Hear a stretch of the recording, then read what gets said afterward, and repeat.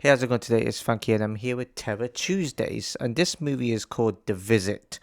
Now, I was meant to watch this movie, I think 10 years ago. I can't really seem to remember the reason why I didn't watch it. Um, I just can't seem to remember. I think I had to do media with my grandparents. I just can't remember what the reason was. But anyways, at least I watched it today, and I'm glad I watched it quite this late on so that I could do a review on it. I think over 10 years ago, I didn't have a review channel then. I don't think I had this second channel. And it is available on Netflix, but it's going to be gone on the 24th of this month. So that's why I had to watch it as soon as possible, and I'm glad I did. Now, I'm not sure what to think of this movie. It's not as scary as I hoped it would be. It is quite an interesting and weird movie. It made me question what's going on. It's about these two kids that stay at their grandparents, and the grandparents sort of act all a bit dodgy, weird, and suspicious. Especially the grandmother. Scenes of her just especially at night times where she sort of just acts all possessed in like one night and she sort of like vomits something out, she's acts possessed. Another night she's like practically naked and scratching the door. Another scene where she just runs around the corridor and starts going on all fours. And she also starts like looking all like into that she's daydreaming or something like that. Another scene where she's chasing like Becca and Tyler, who are the grandkids, and starts chasing them like this underneath somewhere or something. I forgot what you call it. Don't know what you call it anyway. And that sort of got me a little bit. And another scene that kind of scared me just a tad bit was when I think like Becca and Tyler sort of sat the camera like downstairs, and you see like the grandmother just come in and walk around, and she's acting all weird. She's doing stuff in the fridge, which I don't know what it is about possessed people. They seem to always love going to the fridge and just banging the fridge door for some reason. I think it's to alert other people around them, I guess. And she sort of acts all crazy, and she sort of goes off to the right. And you're thinking, okay, where the hell is she gone? And she just comes up to the camera and just starts like surprising you. Like it kind of got me a bit. Didn't quite get me as much. And the kids started talking to their mum over like a call on the laptop, saying what's going on, why is their grandparents like this? And their granddad just sort of makes excuse that she's old and she's not quite with it. She has some sort of condition, which makes that up at night. And he also is a bit. The granddad is also a bit weird. He keeps some like, excuse me, some like nappies in the shed that's full of like, I'm not even gonna say it. And Tyler sort of investigates. He sort of just gets a bit traumatized by it. There's another scene where the grand is also like attacking somebody because he thought that person was looking at him. He also talks about going to the basement kind of thing, and he also sort of like him and basically him and his wife basically like the grandmother you see sort of goes like towards the well, and they sort of see it's like this they see something on there, or they might put something and their kids go and investigate. The grandmother also put some sort of like butter on like the laptop webcam, the laptop camera. I think it's because they don't want to know what's being picked up. And she also told like Becca to clean the oven twice. The first time, I find it a bit weird that she told their granddaughter to go like way inside the oven. That is a bit strange. And I kind of knew in one scene what was going to happen because she did close the oven door on her, but then she opened it back up again. And obviously, as the nights went on, I kind of thought it had to escalate somewhere because it wasn't getting that scary enough. I love my found footage movies. Haven't seen one in ages. Was it a year ago? Was it? When was that time I watched a found footage movie? So I had to look for some on the on Netflix. That's the only found footage one I've came across so far. I think. Anyway, there's probably more, but it just wasn't scary enough. And I love my found footage stuff. The first person view makes it scarier. And what I like is that there's multiple cameras. The found footage movies I've seen is just one camera, so I can't like that. They upped up the amount of cameras this time in this movie, so I like that. But again, it just wasn't. There was some bits and pieces happening where it kind of disturbed me. Now, I'm not gonna lie, it just kind of interested me a bit. Watch the movie first because I'm gonna give away a good ending, which I didn't expect. Like the amount of times I looked at this movie, thought nothing scary is really happened apart from one or two scenes that got me. But then later on in the movie, you actually find out that that isn't actually the kid's grandparents. And I was looking at it going, what could the ending be? I know how this is gonna end. The kids probably get whatever happens to them, or they get possessed or something, or they find out that maybe they're the ones that went crazy. Maybe they just probably got it wrong on Campbell. Maybe they do actually have some sort of issues with them. Well, probably they're possessed. The grandparents must be possessed because they're weird.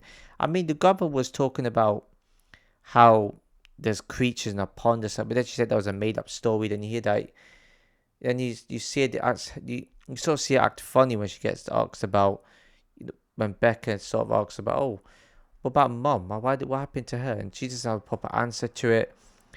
They asked her dad, the dad didn't really say much about it. I mean, it's like the grandparents kind of lost. I already sent some odd vibes from them. But the ending kind of made it for me. That's what made the movie more interesting. I was just sitting there going, I'm looking at everything else in the movie and going, there's no other theory to this.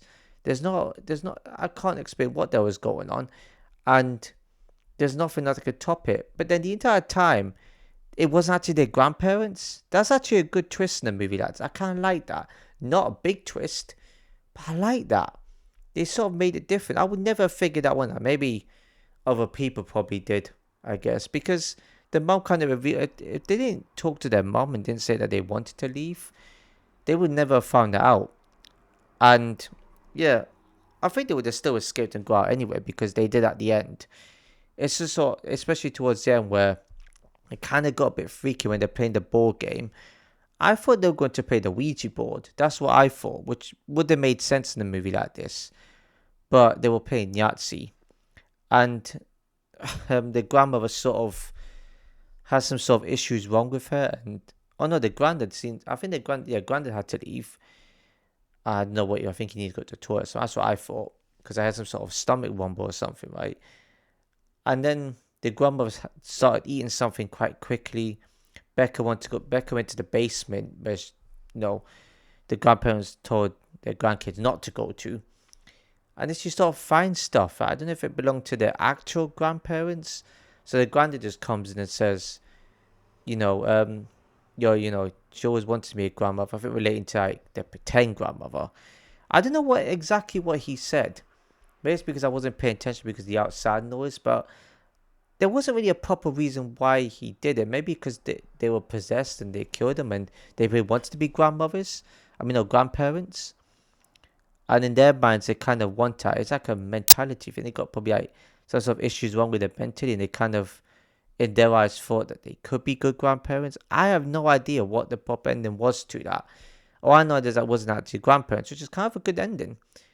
And he sort of like chases, he sort of chases her around, and she goes upstairs he sort of drags her upstairs into the room where the grandmother's in. That's the creepy part. Another creepy part is when Tyler was sort of under some sort of spell from the grandparents. I don't know what spell was put on them, and he sort of just stands there, didn't know what else to do, and he sort of like, this scene's kind of a bit gross to be fair, and a bit disgusting. He puts like, oh man, I thought it was originally a pad, but it's actually a nappy. He puts like a dirty nappy on his face. Don't know what that was for. Probably to taunt him or something because it doesn't have germs. He got a bit freaked out seeing what he was seeing. So he kind of related it to that. And then the scene with like Becca in the room with like a pretend grandmother, you could say. So I'm going to say it. I was going to call it now. And a bit creepy the way the grandmother was. That she was all possessed and she was one on all fours. And then she was under the bed. And she sort of hits her, pretend granddaughter at the, get up against the mirror. And she sort of stabs, her pretend grandmother like, so many times. And she goes down and she actually saves, her brother from, their granddad, but the pretend granddad, you could say. But I liked how I liked how she used the camera to break the doorknob. She could have been doing that. I guess she was scared, but she could have done that. I guess it would made it easier for her to do what she had to do first and then do that. There's one less person to worry about. And then she saves her brother from whatever the pretend granddad was going to do because she was going to some costume party. But then he was like, I don't know. sort of says that, oh, I forget, I always forget, don't I? Um, yeah, he sort of acts weird in that case too. Was like losing his mind. The pretend grandmother was also losing her mind when she was laughing in the chair too, with that rocket chair. They had to include that one in a movie like this. I was about to forget that, but they had to include that sort of a scene in a movie like this. And then Becca comes in, sort of like for them, but then you have like Tyler sort of also attacks him as well. And for a guy that's probably supposedly possessed, he's doing a weak job at it, defend himself in that one. And he had no reason to defend himself because he deserved what he got. And Tyler sort of hits his head against the fridge door. That was a mad part as well. And they sort of run out, and the police arrived. Conveniently, the police arrived. And if you wonder what I'm doing, I'm just moving this, this cable away from the microphone, away from my slippers. I don't step on it.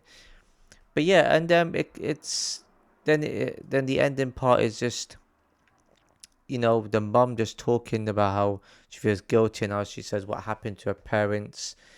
Wonder what actually happened. So we know they got murdered, but we don't know what the proper reason was. And then she wanted, her daughter to forgive her. Becca forgave us, which was nice. And they included some sort of rap at the end, which I'm not going to get into. There was other characters I didn't mention, and there was one interesting thing that I found quite odd too, that didn't make much sense. First, I'm going to get to the bit that doesn't make sense. Why would a mother allow their two kids that aren't even not even young adults yet to go on a train, or even just adults in general? Why does she let her teenage daughter and a son that's not even a teenager yet go on a train by themselves? A national rail train, better man, not just a regular train. I don't understand that. That's just a bit strange. And they started talking about this ticket spread. I'm not going to get into that. This ticket office, or you want to call it. And then other characters appeared in it as well. The woman called the neighbor called Stacy, who at the end I think she was under their spell or whatever, because she was panicking to that the pretend grandparents about something. I don't know where it was. Becca and Tyler was keeping an eye on them. We didn't quite clear what was happening there. And then a doctor called Sam comes in one scene, and he only comes into it once. He says, "Oh, I'm just here because they were meant to volunteer for something." Like, he didn't talk about in much depth detail what that volunteering was about. Maybe he knew something, he had something to do with it, but yeah, I'm not really going to include much of him, to be honest. There was only one scene of it with him in it, but I didn't want to get into that. I'm doing quite well of explaining movies quickly because there's not really much other stuff to talk about apart from like those important scenes. But again, I haven't spoken about anything else, like the acting and stuff. Acting was good. I liked how creepy the grandparents were. I just liked how they made the grandmother look creepy, and like she had the perfect demeanor for not being rude, but she had the perfect demeanor for a character like that. Same with the granddad as well, pretend granddad slash anyway, whatever you want to call it. Yeah, he also had the perfect demeanor as someone that came across as like more normal, but is actually just as strange as her. So I kind of like that. The creepiness was a good bit of creepiness, which I didn't mind. Could have done with jump scares. I think a movie like this was perfect for a jump scare.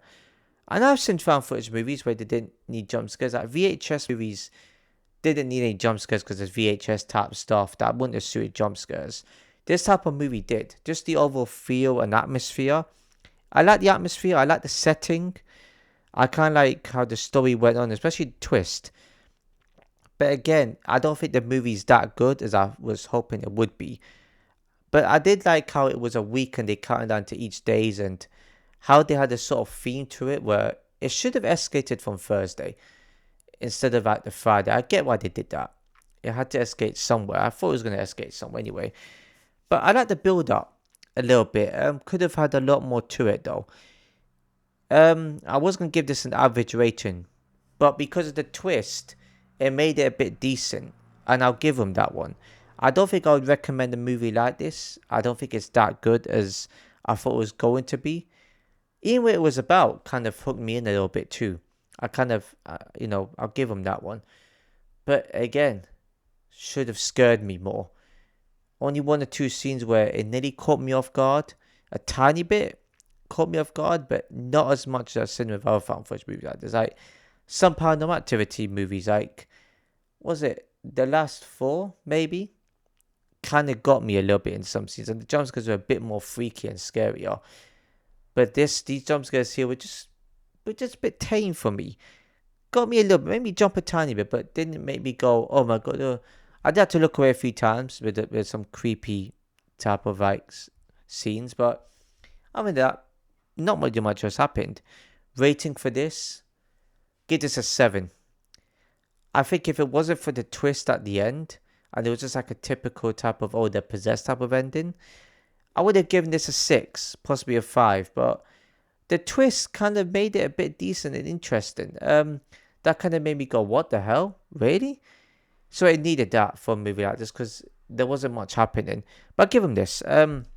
Improvements needed to be more scarier. I feel like if they had a lot more intense jump scare scenes to it and more happening, or even they would have had like another ending where their mum wasn't actually their mum, would have topped off as well, where the mum was also on it and she was just like putting them into like a ritual or something. That would have been perfect for a movie. Perfect. That would have had a even extra twist on top of the twist to this type of movie. It would have been brilliant. It would have made sense too. I would have been surprised if it did something like that. Or if the kids had something similar where they had some sort of condition which related to that, but it wouldn't have made much sense because the kids are legit. It's just that their grandparents weren't. So, listen, I'm quite surprised this video's gone for nearly 17 minutes because the way I explained this movie sounds quite short to explain, but I've given good details anyway to this movie. But yeah, that's it for this video. 7 out of 10 is. If you enjoyed the video, please give a like, comment, share, subscribe, hit the notification below. So I'll see you in my next video.